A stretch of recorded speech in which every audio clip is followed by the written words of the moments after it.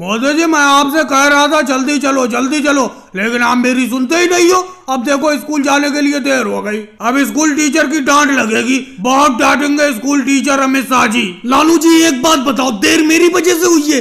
देर इस राहुल की वजह से हुई है। राहुल इतनी देर में घर से निकल के आया, कम से कम 15-20 मिनट स्कूल बस इसके घर के बाहर खड़ी रही, ये निकल के ही नहीं आ रहा था। तो मोदी जी राहुल को छोड़ गए, इस बस को आगे बढ़वा देते। अब राहुल के चक्कर में सबको डांट पड़ेगी। क्यों राहुल, तुमने देर क्यों कर दी? अरे लालू जी, आज मेरी वजह से थोड़ी देर हो गई तो आफत मचा रहे हो। 3 दिन पहले तो आप बहुत देर लेट से आए थे। क्या बताऊं, असल में मम्मी जी ने पराठे बनाने में बहुत देर कर दी, लंच बॉक्स में बहुत टाइम लग गया, इसीलिए देर हो गई। लेकिन अब तेजी से भागो, जल्दी से जल्दी स्कूल में पहुंचो।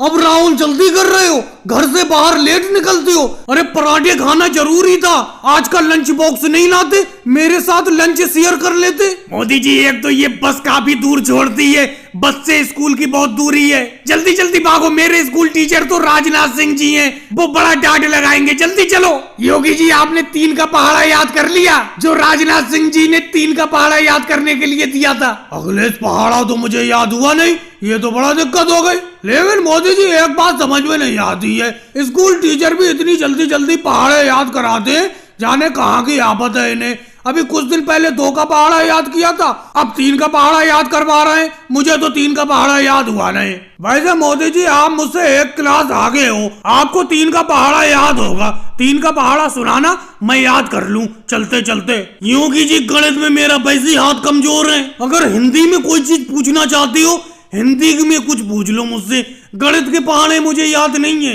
ऐसा प्रियंका को याद है, प्रियंका से पूछ लो।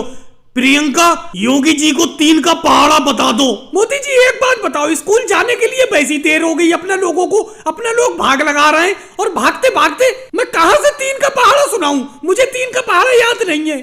बड़े अजीब लोगों, किसी को 3 का पहाड़ा याद ही नहीं है। लगता है आज राजनाथ सिंह जी से डांट पड़ेगी, इसीलिए राहुल योगी जी मुझे स्कूल का खाना पसंद नहीं है। अब देखो, थोड़ी सी थाली में खिचड़ी दे दी थी, वो मैंने खा ली, अभी मेरा आधा पेट भी नहीं भरा है। इससे तो मैं घर से लंच बॉक्स ले आया करूं तो ही बढ़िया है। योगी जी, अमित शाह जी सर से कह दो कि थोड़ी सी खिचड़ी इधर को बढ़ा दें। देखो मोदी जी, एक बार में एक आदमी को 1 थाली भर गई खिचड़ी मिलती है, किसी को भी दोबारा खिचड़ी नहीं मिलती है। अब तुम थाली में से जल्दी जल्दी खाकर खिचड़ी खत्म कर देते हो, तो इसमें हम क्या करें? और अगर तुम्हें खिचड़ी की जरूरत है, खिचड़ी लेना है, तो अपने स्कूल के टीचर अमित शाह सर जी को बुलाओ। मैं क्यों बुलाऊं? तुम्हें खिचड़ी की जरूरत है, तुम बुलाओ। मेरा तो इतनी ही खिचड़ी में काम हो गया, मेरा तो पेट भर गया। योगी जी, अगर तुम्हारा पेट भर गया तो तुम्हारी थाली में तो अभी बहुत सारी खिचड़ी है, ये खिचड़ी मेरी थाली में डाल दो।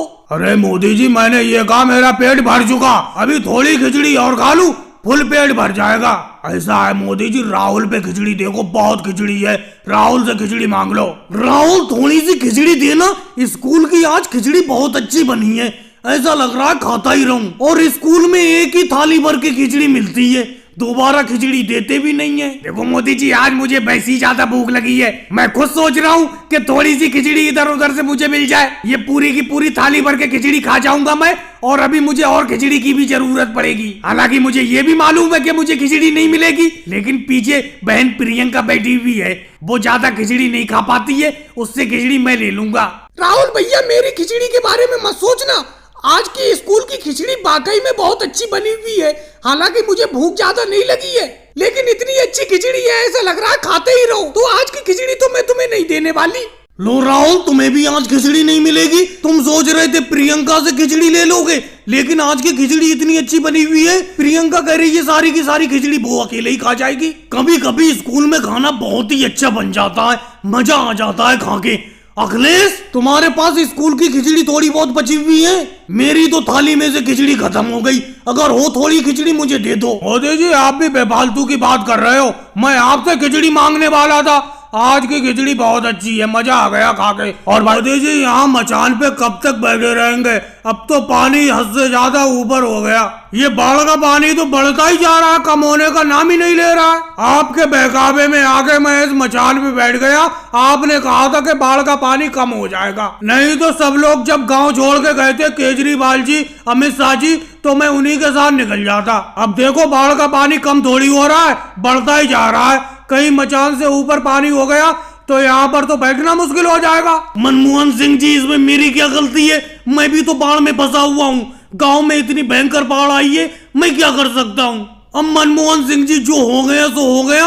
अब इस गांव से निकलने के बारे में सोचो। क्या करूं? मैं सोच रहा था मचान से ऊपर पानी पहुंचेगा ही नहीं, क्योंकि आज तक मेरी मचान से ऊपर पानी नहीं आया है। लेकिन इस बार की बाढ़ बहुत ज्यादा भारी बाढ़ है। पूरा गांव बाढ़ में डूबा पड़ा है। वो तो ये गांव के सारे लोग गांव छोड़कर बाढ़ आने से पहले ही भाग गए। अरे राहुल और लालू जी आ रहे हैं एक नाव पर। मनमोहन सिंह जी, इन्हीं की नाव पे बैठने के लिए बात करता हूँ। और राहुल, कहाँ जा रहे हो? मोदी जी, पिकनिक पे जा रहा हूँ। और कहाँ जा रहा हूँ? बेफालतू की बात करती हो, देख नहीं रहे हो बाढ़ में फंसा हुआ हूँ, गाँव छोड़कर जा रहा हूँ। अरे राहुल, तुम भी भड़कती हो। मैं ये कह रहा हूँ, गांव छोड़कर कहाँ जा रहे हो? अरे दूसरे बराबर वाले गांव में जा रहा हूँ, जो ऊंचा वाला गांव है, जहाँ पर बाढ़ का पानी नहीं पहुँचा है। तो राहुल, इस नाव पे मैं बैठ सकता हूँ? मुझे और मनमोहन सिंह जी को बैठा लो। देखो मोदी जी, मेरी इस नाव की क्षमता 2 लोगों की है।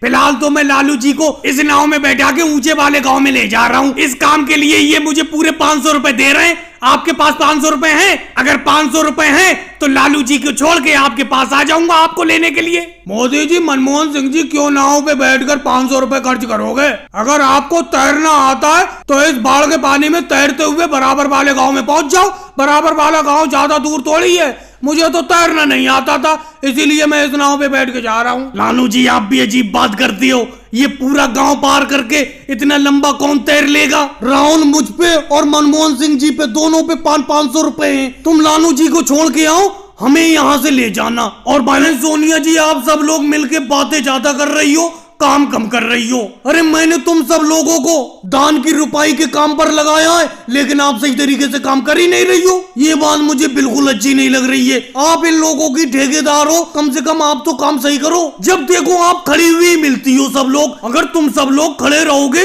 तो दान की रुपाई कैसे होगी? देखो मोदी जी, आगे देखो कितनी हम धान की रुपाई कर चुके। थोड़ी देर भी खड़े होने के लिए नहीं देते हो। एक तो ये धान की रुपाई करना बड़ा मुश्किल काम होता है, और आप खड़े ही रहते हो पास में। और जरा सा भी हम कम काम करते तुरंत बीच में टोक देते हो। तो बहन सोनिया जी, मैंने कौन सी गलत बात कही थी? मोदी जी, आपने गलत बात ही कही थी।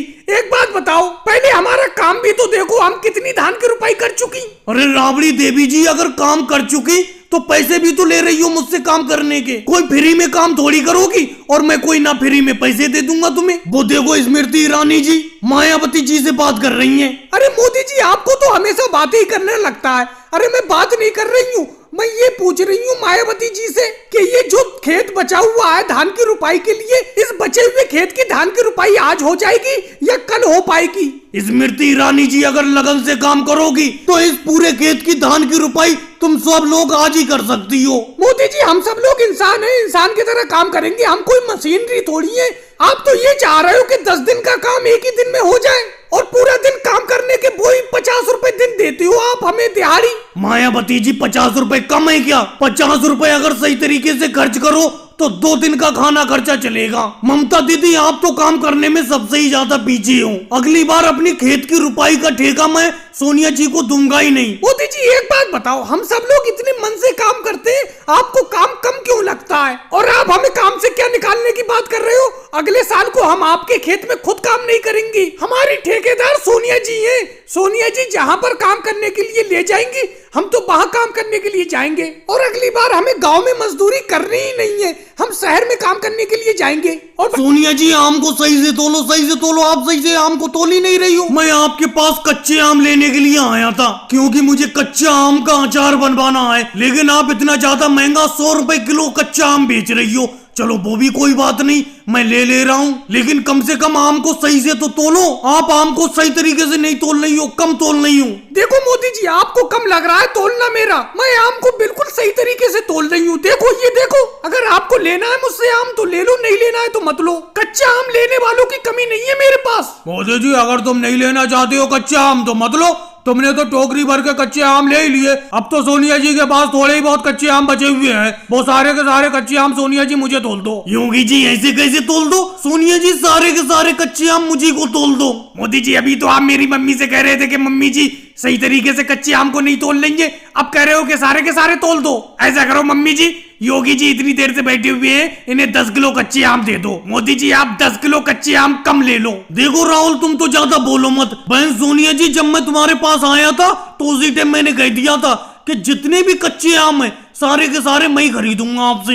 बात को मेरे पीछे ये योगी जी आके बैठ गए, ये थोड़े कच्चे आम मांगने लगे। लेकिन जब मैंने सारे के सारे कच्चे आम लेने के लिए कह दिया है तो आप दूसरे को पहले कच्चे आम कैसे दे सकती हो? सारे के सारे कच्चे आम मुझे दो। वैसे सोनिया जी, आप ये कच्चे आम क्या रेट बेच रही हो? मोदी जी को कच्चे आम क्या रेट दिए हैं आपने? योगी जी, मैंने मोदी जी को ये कच्चे आम 100 रुपए किलो दिए। तो सोनिया जी, मैं इन आमों का रेट 120 रुपए किलो दूंगा। सारे के सारे आम मुझे दे दो। नहीं योगी जी, अब दाम बढ़ाने से कुछ नहीं होगा। मैंने 100 रुपए किलो ये आम मोदी जी को दे दिए। बात होती है, अब मैं बात से नहीं पलट सकती। योगी जी, अगर दाम बढ़ा के ही तुम्हें कच्चे आम लेना है तो 120 रुपए किलो मुझसे ले लो। मैंने तो 100 रुपए किलो ये कच्चे आम सोनिया जी से खरीदे, 120 रुपए को आपको बेच दूंगा। 20 रुपए किलो का फायदा हो जाएगा। मोदी जी, आपसे तो मैं 50 रुपए किलो में भी नहीं लूंगा। वो तो बात की बात थी सोनिया जी से, इसीलिए मैं कह रहा था अगर सोनिया जी मुझे दे देती तो आपको लेने नहीं देता ये आम में। और राहुल, मैंने अपनी बैलगाड़ी के बैलों की रस्सी तुम्हारे हाथ में पकड़ा दी है, सही से पकड़े रहना, समझे? अगर बैल दाएं बाएं भागे बता देना। और अपना गांव के मेले में पहुंचने ही वाले हैं, जल्दी जल्दी अपने पैसे निकाल के तैयार रखो। मेरे किराए के पूरे 50-50 रुपए निकाल के तैयार रखो। अरे मोदी जी, 50-50 रुपए ज्यादा ना मांग रहे हो? 50 रुपए में तो हम गाँव का पूरा मेला घूम लेंगे। अरे मैं भी लालू जी की बातों में आ गया। इन्होंने बताया दूसरे गाँव में बहुत भारी मेला लगा है, देखने के लिए चलते हैं। मोदी जी अपनी बैलगाड़ी ले जा रहे हैं, बैलगाड़ी पे बैठा के ले जाएंगे सस्ते किराए पे। लेकिन मुझे क्या पता था तुम एक सवारी से 50 रुपए का किराया लोगे। मैं तो मेला देखने कभी नहीं जाता। अरे भाई मोदी जी, तुमने सवारी भी बहुत बैठा रखी है अपनी बैलगाड़ी में, बिल्कुल बैठा नहीं जा रहा है। हमें तो बिल्कुल पीछे बैठा दिया है, ऐसा लग रहा है कहीं गिर ना जाए। अरे राहुल, इस बार अपना मेले में जाके सबसे पहले तो सर्कस देखेंगे, उसके बाद ऊंचा वाला झूला झूलेंगे, क्योंकि पिछले साल के मेले में अपना ऊंचा वाला झूला नहीं झूल पाए थे। तुम कह रहे थे मुझे डर बहुत लगता है ऊंचे वाले झूले से, इस बार झूलेंगे अपना लोग। नहीं मेरे बेटे राहुल, योगी जी की बातों में मत आना। तू ऊंचा वाला झूला मत झूलना, बहुत डर लगता है उस पे। मैं बचपन में झूली थी।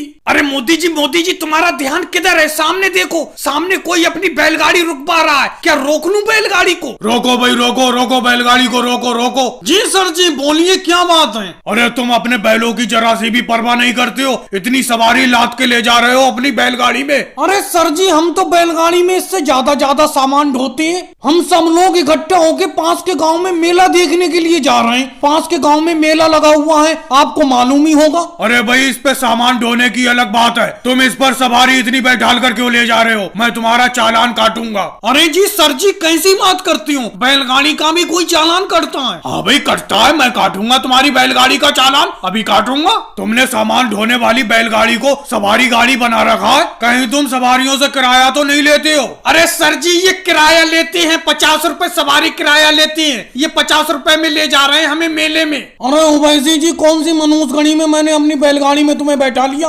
कटवा दिया मेरी बैलगाड़ी का चालान। भाई लोगों, वीडियो को लाइक करो, चैनल को सब्सक्राइब करो।